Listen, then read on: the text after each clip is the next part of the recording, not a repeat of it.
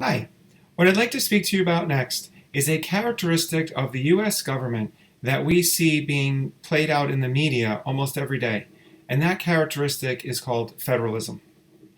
When the Founding Fathers created the first Constitution for the United States, what was the Articles of Confederation, they created a government in which the national government was purposely weak.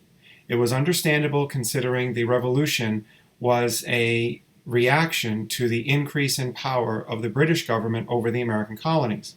But they soon realized that this government was fatally flawed and much, much too weak and put too much power in the states.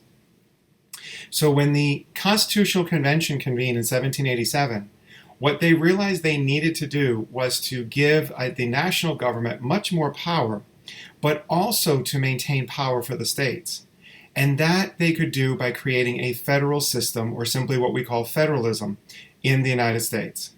In a federal system, as you can see in image 1, both the state and the national governments derive power directly from the American people. And this is a way the founders believed that you could prevent tyranny. Not only by dividing the powers of government to 3 different branches, but also by dividing the power of government among different levels of government. In this case, the federal or national government and the state governments on the other hand. And what we see as we look at the federal system and how it's evolved over the years, it has been hotly debated about what the roles of both the national and the state governments should be. For example, as you can see in the second image, you can see that the national government takes care of issues like war and peace, foreign policy issues, issues regarding regulating interstate trade, and things of that sort. While the states have responsibility for dealing with issues regarding safety of their citizens, morals, and things of that nature. So we see this playing out now during this great pandemic, when we see, for example, the national government telling the states that we should be instituting things like social distancing, or we should be issuing things like, or the states should be issuing things like stay-at-home orders. But it's really up to the states to actually make those orders, or to put those orders put forward in things like, as we said, executive orders that we spoke about previously.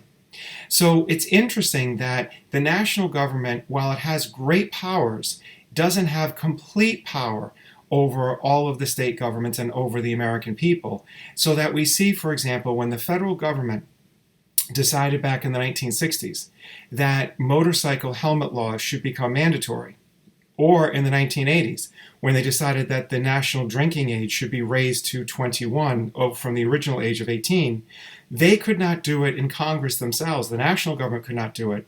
But what they did instead is required the states to do it, and they used a carrot and stick approach. What they did is they attached riders to federal highway funding bills that if states did not increase the drinking age to 21 or did not require motorcyclists to wear helmets, that they would receive less federal funding for highways.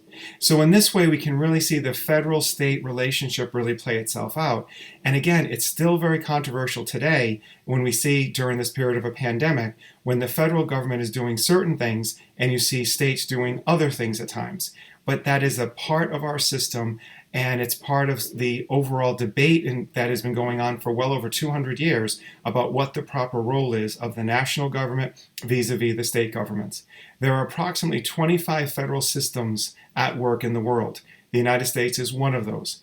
And it is interesting to see how this will continue to evolve, not just during this time of crisis, but what happens in the immediate aftermath as well.